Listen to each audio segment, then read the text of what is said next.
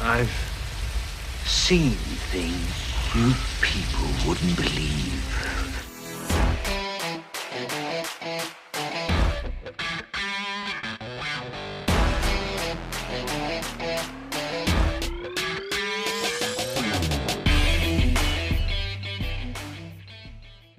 All right. Welcome back, everyone, to episode number 50 of the Best Thing We've Seen podcast. My name is Flo. And I'm Gabe. How are you? I'm doing okay, man. It's a big episode. It is. And so close to the 1 year anniversary. It is, but it's like half a century, right? Does that apply? That doesn't apply to Well, no, it's not. half Well, a century does mean 100, I guess. right? We'll go with it. We'll go with it. Episode 50. It's quite insane. Half a century of episodes. I'm not sure if that makes sense, but we'll go with it. How you doing? I am doing all right, but I am excited to talk about a couple of things because I'm very excited to get your opinion on the newest thing that has released. Yeah. Oh, what? WandaVision? No. No. Oh, something that we're going to talk about today, I guess, because you teased it in the last episode. I did. I don't know if that you I figured forgot it out. about. Yeah. I hope so. It would be very embarrassing. Be interesting if you. Well, I don't have a lot this week, so you might have figured out. You might have discovered something I haven't. I have one thing which I also teased last episode. Something animated once again because why not? Yeah. Gotta have a gimmick. Sure. But I guess before we start off, you also had a little thing to talk about, which sounds very weird the way I just said it. Yeah, because it makes no sense without context. But yes. Yeah. Well, Flo's gonna share his little thing with us. Sure. It's time. In episode 50, it's time. Yeah. We're diving straight into it, are we? I guess. Yeah. Okay. Do you want to tell people how the show works? Well, as always, on our regular episodes, we're going to talk about the best thing that we've seen all week. Anything that's come out in the last 6 months or so. So something maybe from 2021, maybe from back in 2020, the good old times. Everybody loved those days. And yeah, we're just going to talk about the best thing that we've seen all week. Anything from a movie, TV show, to maybe even a YouTube video. And as always, we don't know what each other's picks are going to be. So, well, That's right. I guess we know what each other's picks are going to be. We have an idea, yeah. We have an idea, yeah. Right. Let me throw out one little thing that is literally like almost not noteworthy, but since it's a slow week for me and I don't have a lot of things to talk about, I decided to talk about this.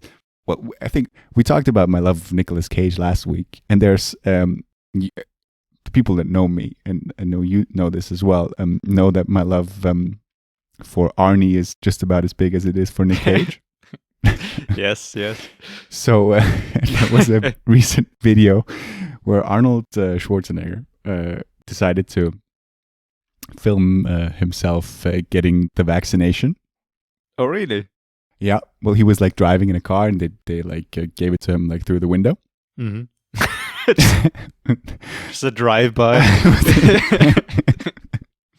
No, but the thing was like someone filmed it. Mm-hmm. Like not a journalist or anything. Literally, like Arnie had someone there to film it, and it's like once she put the needle in his arm, he was like, "Put the needle down." The good old what is it? Jingle All the Way reference. Put the cookie down. Yeah. And then at the end of the video, it's like a 40-second video. And at the end of the video where the vaccination is done, he looks at the camera and goes like, "Come with me if you want to live." It's the most Arnie thing I've seen in a while. And it made me chuckle. So it's on, I think it's on his Twitter feed. Check it out. It's just Arnie at his best. Well, props to him, I guess.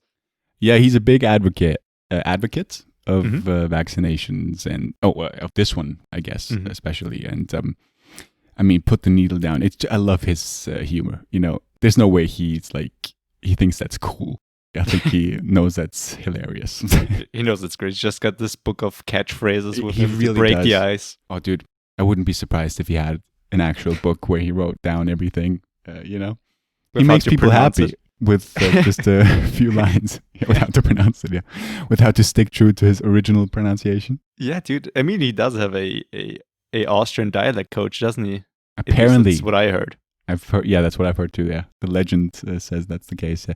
We have to do an Arnie special too. I mean, I know, and Yeah. I've thought of so many people to do a special on recently.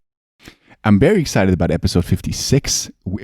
If this stays the way that, by the way, it's, I love the interaction that we had. I told you this before. Yeah. The little thing. I don't want to say what it is now, but I sent Gabe a text of like, hey, we could do this one for the next, or for the, not the next episode, not next special Next episode, special, but yeah. the one after that. Mhm. And yeah, your reply and then the interaction we had I thought was very funny, and it sort of described our relationship pretty well, I thought. Very short and silly. Yeah. Yeah. But yeah, I mean- we have to do an Arnie special at some point, episode 100 maybe. Yeah, I mean, I am excited for that special you just talked about. Yeah. But also because it's a bit easier than, for example, Arnie, because Arnie has got this huge catalog to go through, He does. a lot of which I haven't seen because, unlike you, I'm not that big into Mr. Schwarzenegger. Well, you told me like a couple of years ago that you discovered some of his movies and you sort of understand the charm now. It is better than I had remembered it, to be Right. fair, but there's still so much out there. So much. But I did, yeah, I think for the first time watching Total Recall, I had a blast. It was just so silly and over the top. Yeah. How could you not like it? Right. For what Especially it is, it's that ending. fantastic. Yeah. Yeah. Oh God, what's his name? Quaid in that movie? Ooh, yeah. I think could it's be. Quaid. Sure, Arnie let's go with trivia. Quaid. We got to do. You got to ask me some Arnie trivia at some point. Like, do you remember when you asked me like the director of Secrets in Their Eyes? Mhm. It still bothers me, dude. I mean, the one time you asked me a trivia question and I fluked. It's always- Juan Jose Campanella. No, I'm not going to forget it now. It's always, when you need that information, you totally forget it. And then Right. all of your effort has gone to waste. Of Yeah. being All of my effort. Yeah, it's Nerd. all I'm doing every day. Campanello. I wrote it down like a madman. Just Like in that Sam Neill film. oh, in the Mouth of Madness. Mhm. Oh, you know that movie? I haven't seen it, but I know the scene. It's such a good movie. Yeah, I would love to see it just because it's, I guess, like an homage to H.P. Lovecraft. Yeah, kind of I think stories. so. And it does sound and look pretty fucking cool, but I didn't find it anywhere. Oh, did I talk about this already on the podcast? Maybe. Maybe. I'm not sure now. But it's a Carpenter film, I think, right? Yes. And Yeah. I've also seen another Carpenter film recently, which was Big Trouble in Little China, which was just madness. Absolute fucking madness mixed with some of the worst acting that I've seen in a long time. Is that the one Snake Plissken or whatever? Mhm. Pilskin? Is it? No, I think Snake Plissken is... Escape from New York? Yeah. Oh, yeah. Big Trouble in Little China, he's called like pork chops. Sure he is. He's like a truck driver. He's got this handle with one of the actresses, I think Samantha from Sex and the City. I'm looking this up now. Yeah, Kim She Cattrall, was- yeah. Yeah, she was just atrocious. Don't bash her too much. Sorry. Have you watched her in Sex and the City? I haven't. I guess like years ago, but in this film she wasn't great. Yeah. But the villain is pretty cool. Very I'll take your word for iconic. it. These are missing on my movie knowledge list, or I haven't seen them. It is both on of them. Netflix right now. Okay. Yeah, So, he's called check Jack it out. Burton. Maybe his Jack nickname Burton. is, what was it? Pigskin? No. Or pork chops, I Pork think. chops, yeah.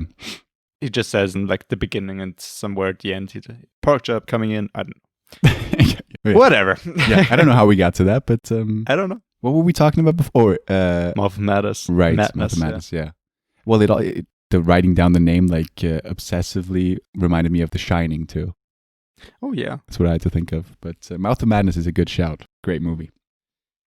Well, What's your pick, dude? Or do you have two things, right? I have two things, and I think the other thing is gonna be your pick because it Right. has to be the only thing that you've seen.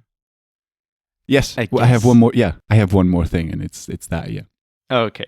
Well, then I'm going to start off with my pick, which is a show on Netflix. It's Right.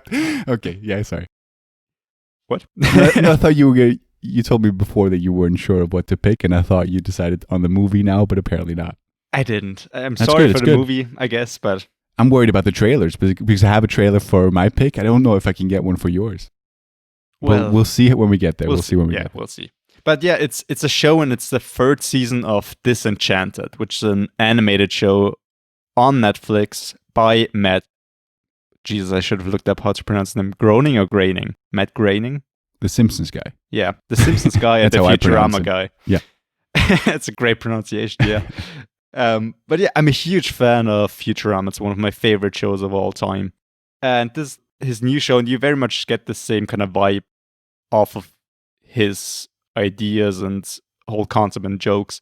And other than his other shows, The Simpsons being set in the normal day and age, and Futurama being Is it? set in the I mean, yeah, you're right. Yeah. kinda. But yeah, Futurama being set in the future, and now Disenchanted being set in a fantasy kind of world with some weird elements in them, of course. Right. And when I first watched this, the first season, the very first episode, I was very disappointed because the first episode, I don't know who did the sound design on this, but it was god awful. It just mainly silent, like no real, like in a cartoon, you need good sound design. You need when somebody touches something, when somebody hits someone, when somebody's falling over you, you always need something kind of playing, right? Otherwise, it just looks boring. Sure.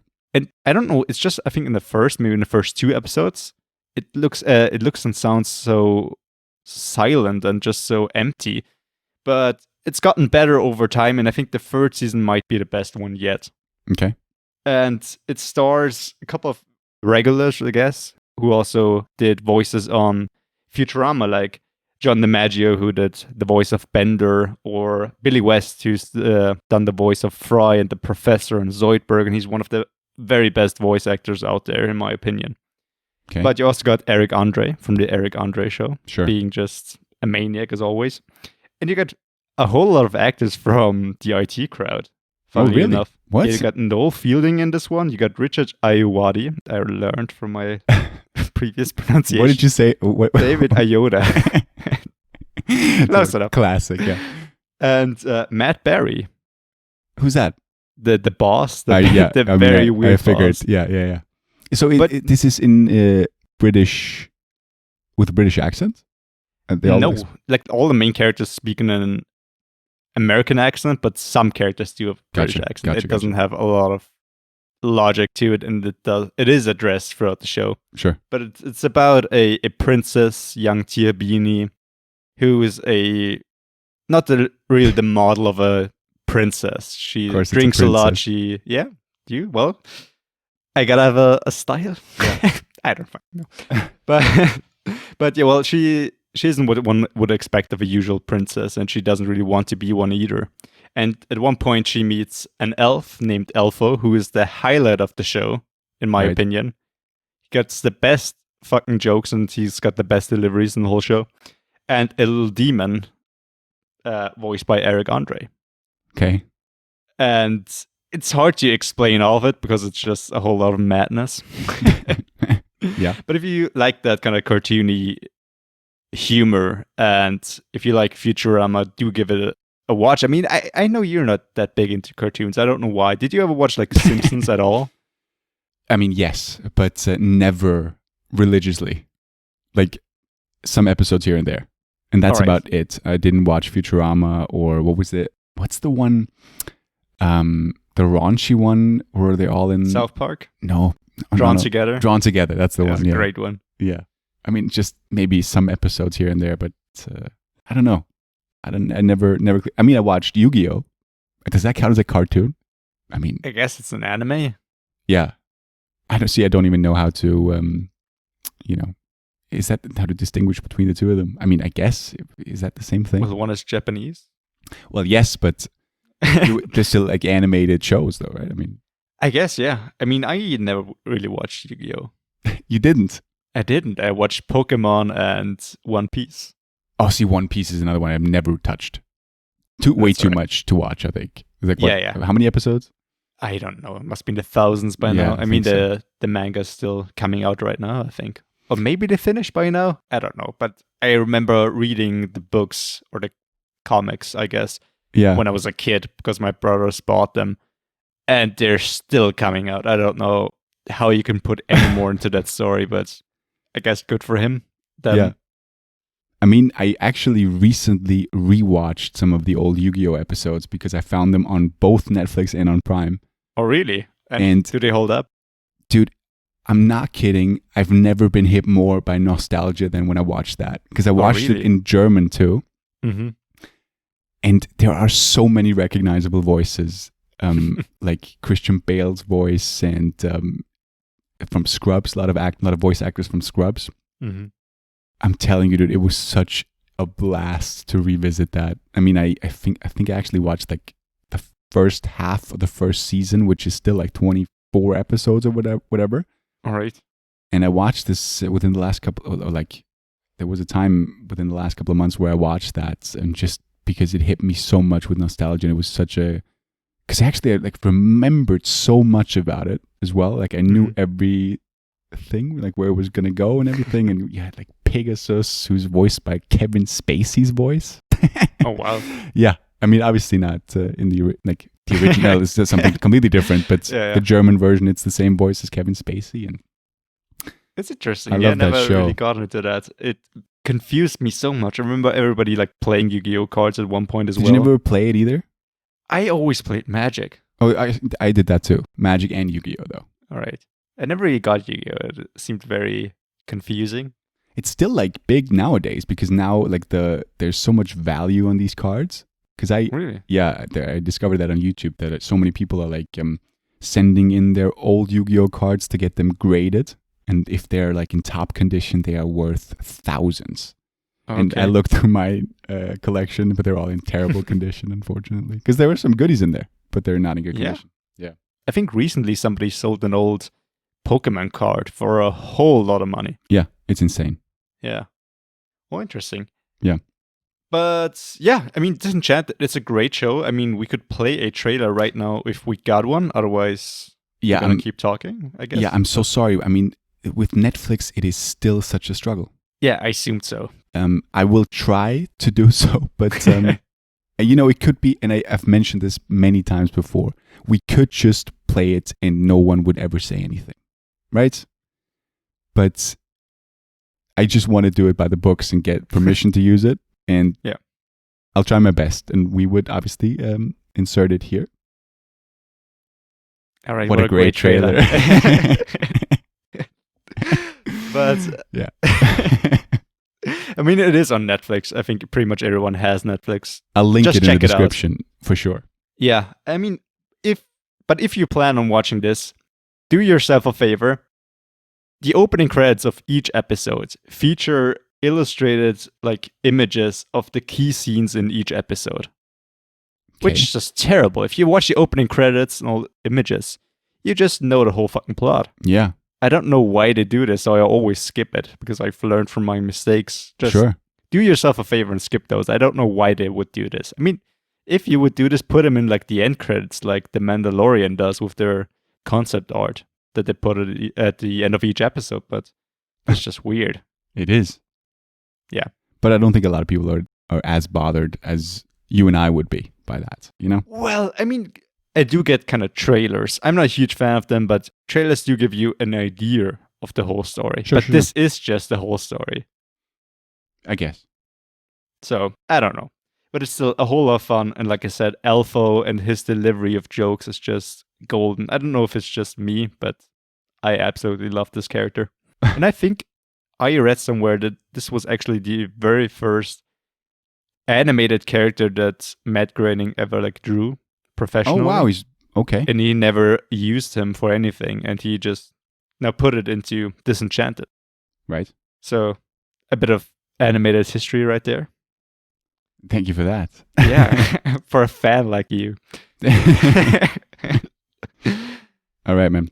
All right. Well, so let's get to the other thing. I hope it's the same thing. It's gotta be. If it's not, yeah. Let's explain your thought process of what you did in like researching this since last week.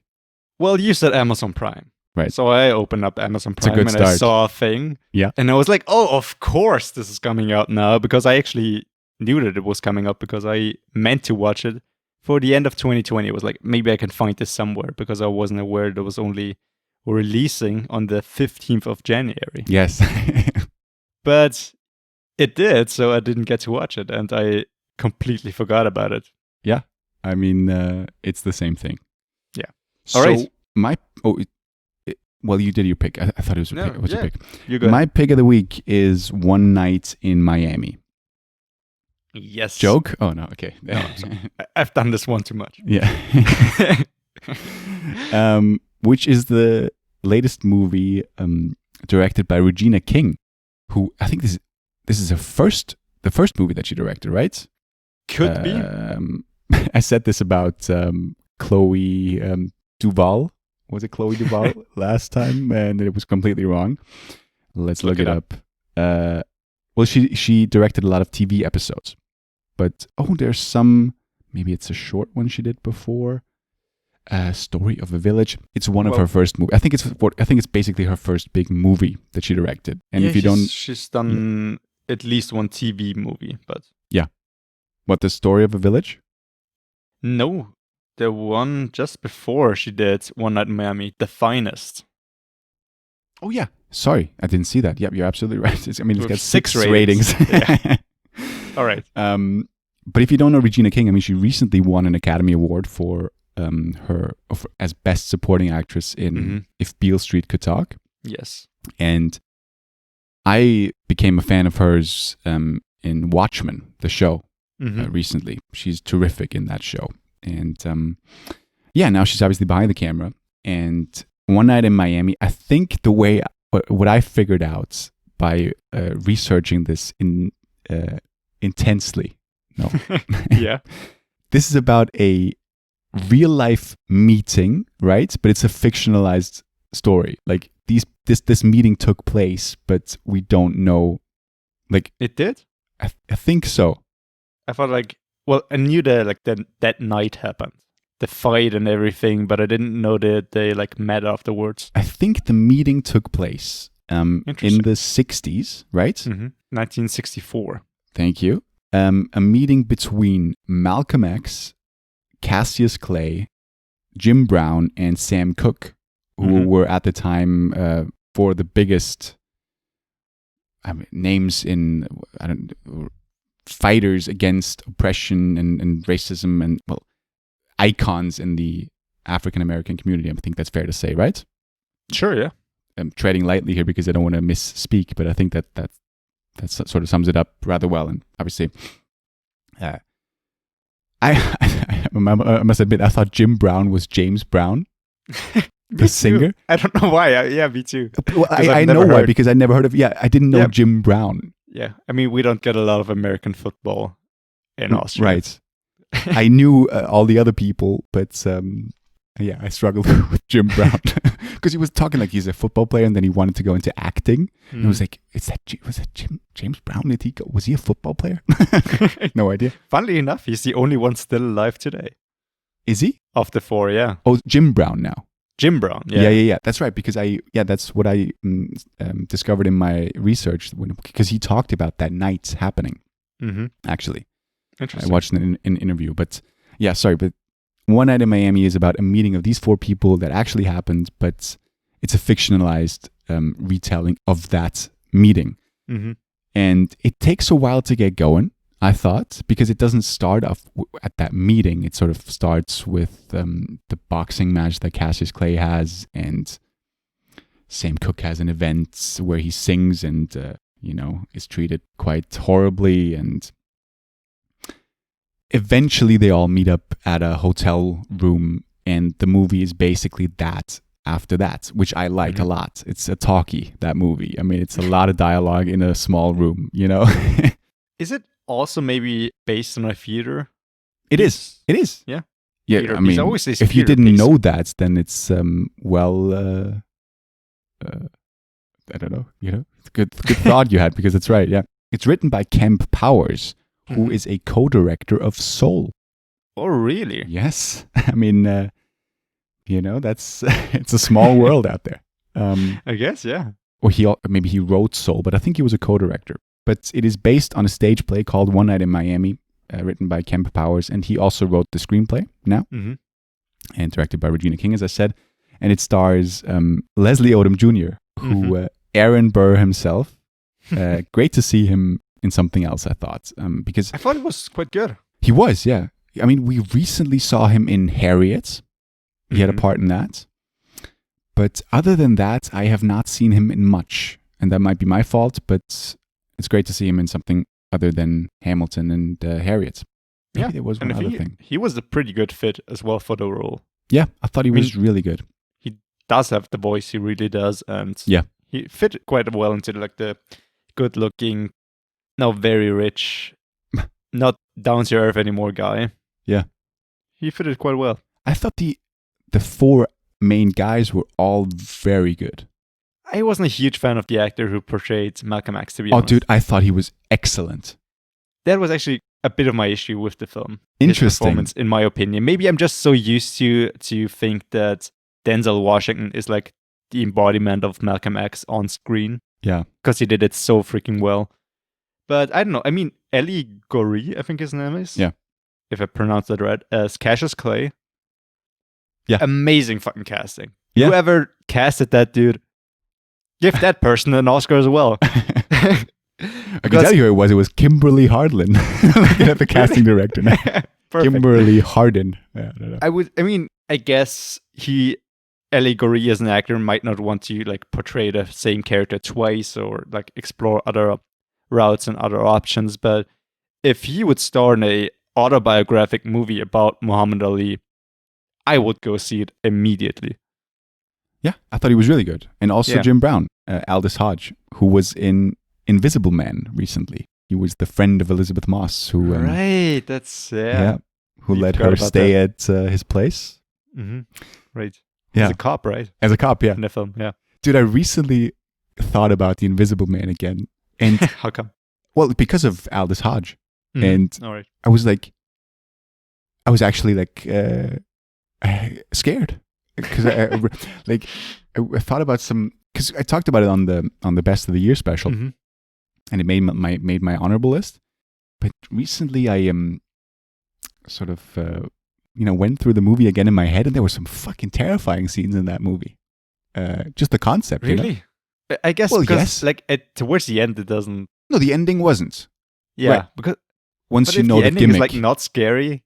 I cannot forget about all the scary parts. Dude, that's what I'm saying. I forgot about the rest of the movie. When I talked about it on the special, I was like, I only had sort of the ending in my head. Right, but then I went back and thought about everything, where he's just like behind her and just blowing air when she's out on the porch, or when he's in her bedroom and standing on her sheets.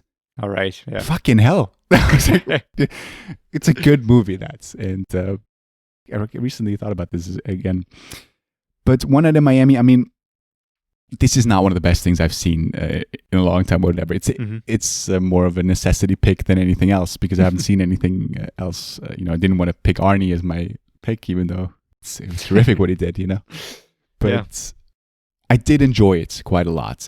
I thought it took a while to get going, but once we got to the hotel room, but even further on, once we got to the fight between Sam Cooke and Malcolm X. Yeah. I think that's really when it finally got going. Right. Which took such a long while. It really did. But from that point on, I was in. And I think it's a testament to this movie, because in so many movies you have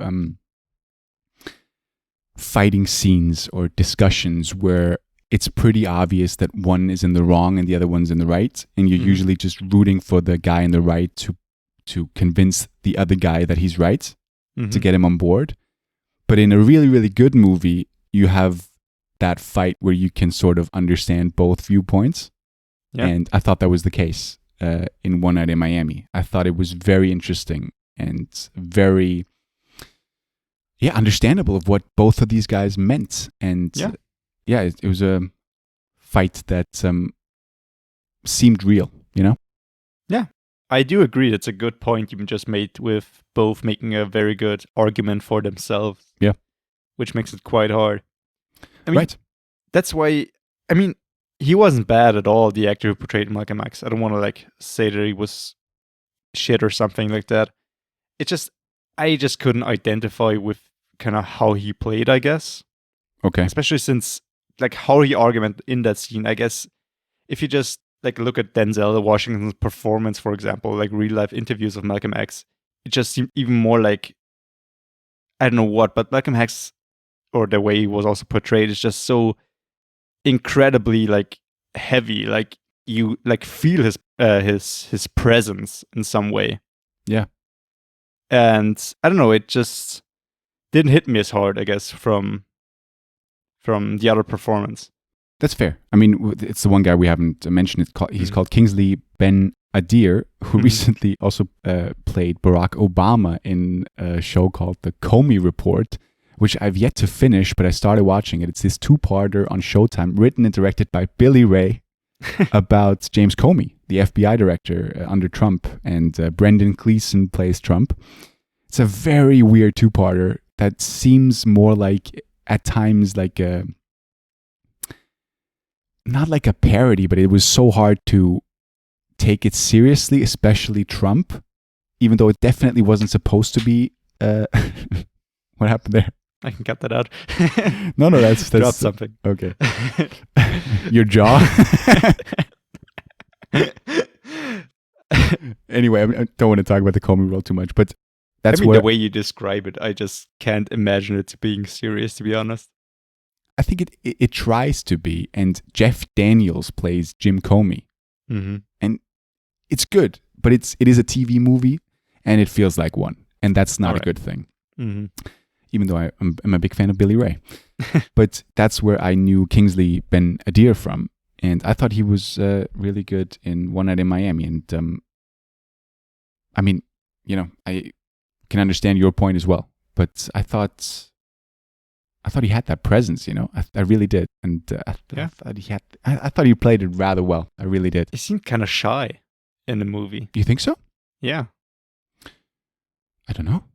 I didn't. Maybe it's just how I saw it. Yeah. But let's roll a clip, right? Yeah. I mean, maybe we should have done it a bit earlier, but here's a clip of the trailer of One Night in Miami, which is on Amazon Prime. It's included in the subscription. You brothers, you could move mountains without lifting a finger. Minister Malcolm X. Good news, the chariot is coming. Who's the greatest? That's right. Jim Brown takes the ball. Your record is going to stand the test of time. All together, yeah. The entire city of Miami is celebrating. I'm the new heavyweight champion of the world, and I don't even have a scratch on my face. Oh, my goodness. Cash. On Cash? Why am I so pretty? Hey, congratulations, champ. I can get used to that. I was made in America, land of the free, home of the brave. This movement that we are in is called a struggle. Because we are fighting for our lives. Welcome to America. This ain't about civil rights. Welcome to America. They ain't giving black people what they really want. What's that? Hey, I was made in America. That's why I'm out here saving America. Power. Black power. I like the sound of that. I wish I lived in America. We have to be there for each other. Heard everybody rich, all I gotta do is run, jump, kick, I'm a hit in your area. I done made it to America. I'm amazed at America. Welcome to America.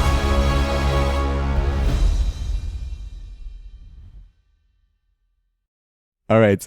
we were discussing, like, maybe, because we haven't seen the trailer, like, what song do you think they used? Could have been a Sam Cooke song in that trailer, right? Maybe. I would assume like one of the songs that like make an appearance like at the very end. Yeah. By the way, I thought that scene was tremendous. Yeah. I really did, especially with the relationship that was built throughout the movie between Sam Cooke and Malcolm X, and then just the way that inspired Sam Cooke to write that song. And I love the way that Regina King ended the movie, not where I thought she did, but she cut to some other last shots, and I thought it was really, really good. Yeah. And I love the song at the end, man. I thought it was really powerful. Yeah, definitely. I mean, also his performance, how he delivered that song. Yeah. Was very cool. Plus, like his little mannerisms while he sang. Right. I don't know if like that was an interpretation of what he thought it would feel like to sing that song, or if that's like real mannerisms that the real like Sam Cooke did. Right. It felt very authentic. Yeah. I don't know, but I agree. And also you got sorry. Maybe you're one going to say the actor- right. I think we're just about to say the very Alright. same thing. Bo Bridges? No. To be honest, I forgot his name, but I guess Kareem X. Okay, the no, bodyguard. you're talking about Lance Reddick, the guy from Right. The Wire. I Isn't he in The Wire? I mean, from I haven't either. John Wick. John Wick, yeah. Yeah. I think he was in The Wire. But yeah, what a voice. Yeah, dude. That'd how? What a voice, yeah. You like him? I do. I think he was quite fitting in that movie. But also, talking about him, also one scene with Malcolm X, like, seeing, like, the guys doing shit. I don't want to say what. That didn't really make an appearance after that. I mean, it does have, like, implications on, like, the real Malcolm X. Which one now? Like, the two dudes he thinks are watching him. Right. And then when he kind of sees them from the diner. Right. Doesn't really make an appearance later, does it? Well, sure it does. There's a what? Does it? Yeah, they. I mean, I don't know if I want to give that away, but there's a scene where Malcolm X has to sort of evacuate Yeah. a But building. it doesn't really have to do anything with that, I think. It could have Pretty been them. sure. I mean, because that exact scene, pretty much beat for beat, is also in the Malcolm X movie with Denzel Washington. Right. I'm pretty sure that had other reasons. Fair enough. Yeah, Because of his like disputes with Nation of Islam, which was also talked about in this Right, film, right. of course. I don't know. I mean, it might have been this different people. I don't know. I think it's just symbolizing the whole, like, that he's always watched and the paranoia that he has. And not even I guess. paranoia, but, you know, the Yeah. danger that he's in all the time, maybe. I guess. But sorry, what did you want to say? Well, Bo Bridges in this is in this as well. For one scene is the guy at the very beginning where he meets Jim Brown, and he's this where he brings Right, yeah. his daughter brings out lemonade, which is a great scene, by the way. Just the way it wraps up. That was amazing. Right? I did not see that coming. It Right. just shocked me to the core. Yeah, I mean, I kind of expected it, to be honest, but you know, I it's was just, expecting something in the same vein, but this was just fucking brutal. yeah, it really was so nonchalant too. The way he Mhm. just said it, and then yeah, Crazy. I thought this movie had certain great scenes, and the rest of it, unfortunately, was kind of, as I said, it takes a while to get going. Yeah. And some of it was a bit tedious, but I thought the main actors were really, really good. The direction was, I mean, it's a stage play. There's stage plays that are turned into movies are very difficult, in my opinion, in my humble opinion, who has no idea about movie directing. But I think these are always like rather difficult to make them cinematic. Yeah. So therefore, the directing didn't really stand out to me, good or bad. You know what I mean? It's a filmed stage play, and I guess that's what it is. Yeah. I just expected kind of more because I didn't know it was based on a stage play. Right. And I expected like the settings to change more, but then when they're just pretty much stuck in that hotel room for like 80% of the movie, I was a bit disappointed. Oh, I like that. I Yeah. like those movies, though. Yeah, I like these sitting in a room and talking movies. Yeah, which I mean, I guess I should go more to the theater, right? That's where I find that I all guess, the time. Yeah. Yeah. When do you get the chance? But I have to say, Eli Goree was. I'm mispronouncing his last name. But I would, Eli. I would say Eli. Yeah. Eli Goree sounds about right. Goree, I yeah. don't know. I think he was my highlight of the whole film. Yeah, he was really good. And I haven't listened to any interviews of him, but I assume he put on a voice or an accent, and I thought it was really good. Yeah. Sounded And very also- believable. I also did some research after the film because I knew quite a bit about Cassius Clay, aka Muhammad Ali, and about Malcolm X just from being interested in that like topic and researching it in my free time just for fun. But I didn't know anything about Jim Brown. Right. And Me I neither. pretty much knew nothing about Sam Cooke, like little tidbits. And the way Sam Cooke died was quite fucking shocking to read. How did he die? He died that same year that movie took place in a very obscure incident at a hotel. Okay. I wonder why they didn't mention that at the end of the movie. I don't think it had anything to do with anything. I mean, there's like conflicting stories and there's some conspiracy fears to what went on, but apparently, what I read, could be talking shit right here. But what happened is he had a woman in his hotel room. He then took off with his clothes. There were some allegations of sexual assault. Maybe also she stole his stuff. Who the fuck knows? But he was quite drunk and then burst into like the hotel receptionist's office or something, pretty much naked, and kind of grabbed her, and she took out a gun and shot him. Jesus.